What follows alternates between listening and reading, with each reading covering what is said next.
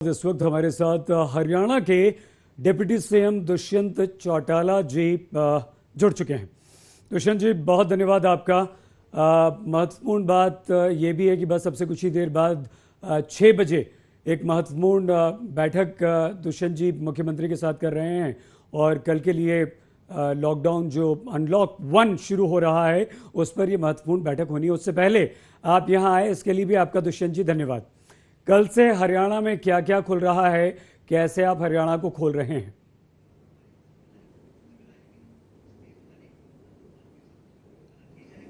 सईद, जैसे एमएचए के गाइडलाइंस आए हैं अनलॉक 1 के लिए, हरियाणा ने जिन जिन जिलों के अंदर कोरोना का फैलाव अगर पुराने गाइडलाइंस देखें तो रेड जोन में नहीं था, उनको लगभग नॉर्मलसी की ओर लाने का काम किया है। मार्केट भी 100% ओपन है, मगर अब जिस तरीके से रिलीजियस इंस्टीट्यूशन खोलने के लिए केंद्र ने परमिशन दी है, उसके ऊपर क्या फैसले लिए जाएंगे, inter state with in state transport को कैसे खोला जाएगा। हमारे आगे एक चैलेंज जरूर है, क्योंकि दिल्ली से हमारे 4 जिले कनेक्टेड हैं और चारों जिलों के अंदर जिस तरह का आउटब्रेक पिछले 3 दिनों के अंदर आया है, आपने खुद देखा गुड़गांव में एक दिन 125 आए, एक दिन 200 केसेस आए। उसी तरह के हालात फरीदाबाद में है, सोनीपत में है, झज्जर में है। तो मुझे लगता है हमें उन 4 जिलों को अलग नज़रिए से देखना पड़ेगा और बचे हुए प्रदेश को हम कैसे सामान्य तौर पर लेकर आए।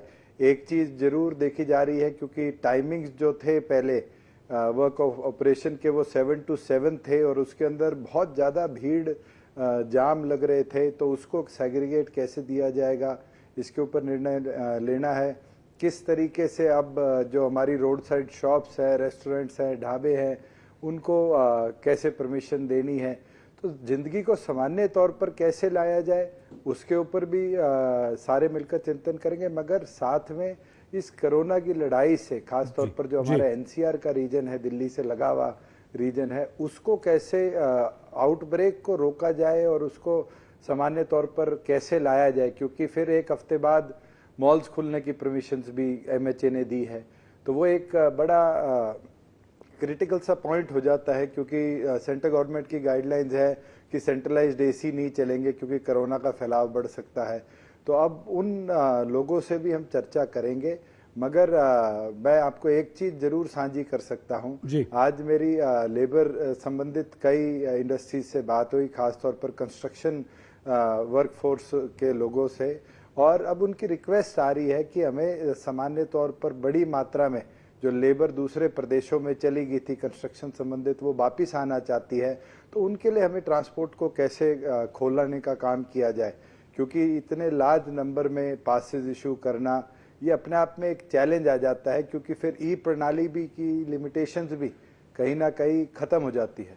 तो हरियाणा गंभीर है, हमने बड़ी अच्छी तरीके से अब तक इस महामारी से लड़ाई लड़ी है, मगर मैं ये मानता हूं कि जिस तरह का आउटब्रेक पिछले 10 दिनों में पूरे देश में देखने को मिला है, तो उससे हरियाणा भी अछूता नहीं है। जिस तरीके से हमारे रिकवरी रेट पहले एक समय पर 86% हो गया था, अब वो डाउन हुआ है, क्योंकि नंबर ऑफ केसेस जो पॉजिटिव आए वो बढ़ गए और आज वो 60-61 के आसपास है। तो इन तमाम विषयों के ऊपर सारे सीनियर अधिकारी भी मौजूद रहेंगे, उनसे चर्चा कर और जो एमएचए की गाइडलाइंस हैं, जो पुराने डिस्ट्रिक्ट वाइज ऑर्डर्स हैं, उनको रिवाइज कैसे किया जाए, उसके ऊपर चर्चा होगी। दुष्यंत जी, ये बात सच है, आपने कहा कि हरियाणा ने अपने आप को संभाला और राज्यों के मुकाबले, लेकिन हरियाणा पर एक ज़बरदस्त आरोप भी लगा। हरियाणा ने अपनी सीमाएं भी सील की, दिल्ली से लोगों को आने जाने पर एकदम से पाबंदी लगा दी। तो कल इसमें कुछ छूट आप दे रहे हैं या ये पाबंदी ऐसी ही रहेगी? सईद, आपने खुद देखा होगा, माननीय दिल्ली हाईकोर्ट का आदेश आया था और उसके बाद हमारी ओर से 3 डेडिकेटेड अधिकारी बैठाए गए हैं जो ई पासेस की परमिशन को रैपिडली अप्रूव कर।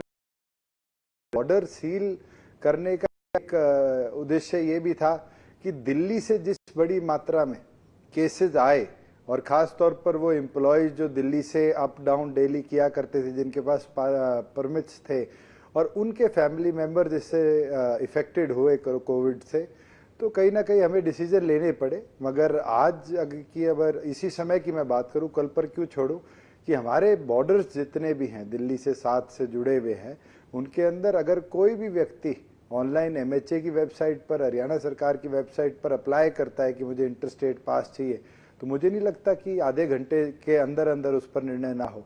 और हमारी ये जिम्मेवारी रही है नहीं कि दुष्यंत जी, हम अपने ये ठीक नहीं है। हरियाणा में बसे हुए लोगों को सुरक्षित रखें। दुष्यंत जी, समस्या होती है, लाखों की संख्या में देश भर के लिए पासेस की रिक्वेस्ट पड़ी रहती है एमएचए के पास, डीएम्स के पास, जिला अधिकारी पुलिस के पास। तो ये उतना आसान नहीं है दुष्यंत जी। काश होता, हमें अच्छा लग रहा है कि अगर आप ऐसा कह रहे हैं, काश ऐसा हो कि आधे घंटे में पास इशू हो जाएं। खैर अब हम उस चीज़ से काफ़ी आगे बढ़ गए, अब हम अनलॉक की तरफ बढ़ रहे हैं।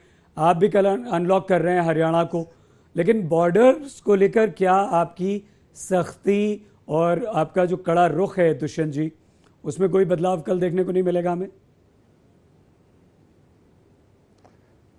सईद, अगर आप कह रहे हैं कि एमएचए के पास पेंडिंग है तो मैं उस पर कमेंट नहीं कर पाऊंगा, मगर प्रदेश सरकार ने 3 डेडिकेटेड ऑफिसर इस पर नियुक्त करे हुए हैं।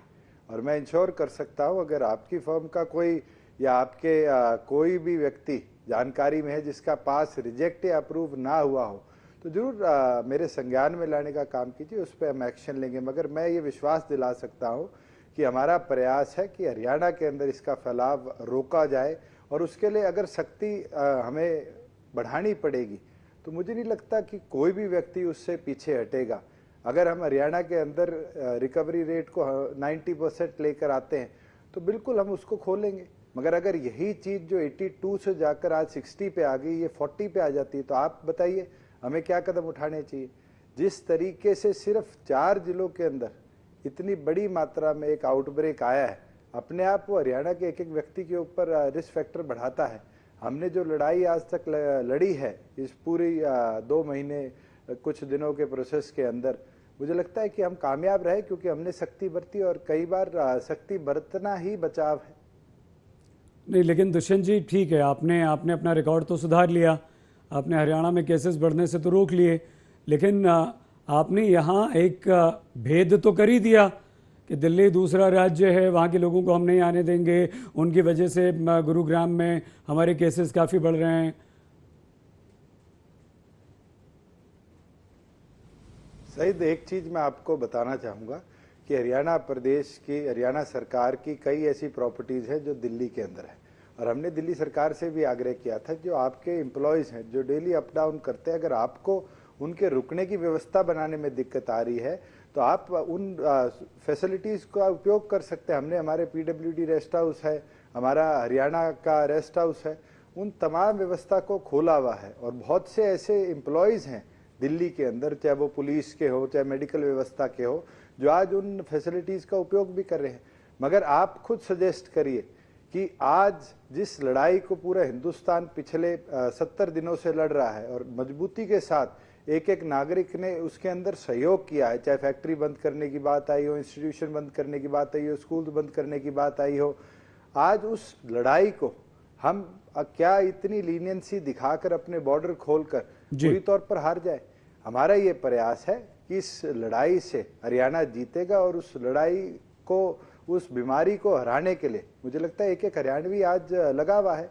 मगर बिल्कुल मैं आपकी बात से सहमत हूँ कि हम आज दिल्ली की आप हालात देखिए, क्या हम उस आउटफ्लो को अगर रोकेंगे नहीं तो लोग वापिस आकर, चाहे वो अपने गांव की ओर चल रहे हैं, चाहे वो बॉर्डर क्रॉस कर दूसरे प्रदेशों की ओर जा रहे हैं, जब उनके पास परमिशन है उनको स्क्रीन किया जाता है, उनको जाने दिया जाता है।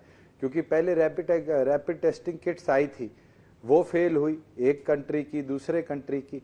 आज आप हर व्यक्ति का कोरोना टेस्ट नहीं करा सकते, मगर हरियाणा उन 2-3 राज्यों के अंदर है जो लगभग 5000 टेस्ट पर मिलियन डेली कर रहा है। तो आप खुद सोचिए कि हमने अपनी फैसिलिटीज़ को इम्प्रूव किया है, हमने अपने इंफ्रास्ट्रक्चर, हेल्थ इंफ्रास्ट्रक्चर को बढ़ाया है, हमने जरूर सख्ती दिखाई, मगर आज उसका नतीजा है कि इस एपिडेमिक के अंदर कहीं ना कहीं हरियाणा उन राज्यों में रहा जो अपने आप को सुरक्षित कर पाया।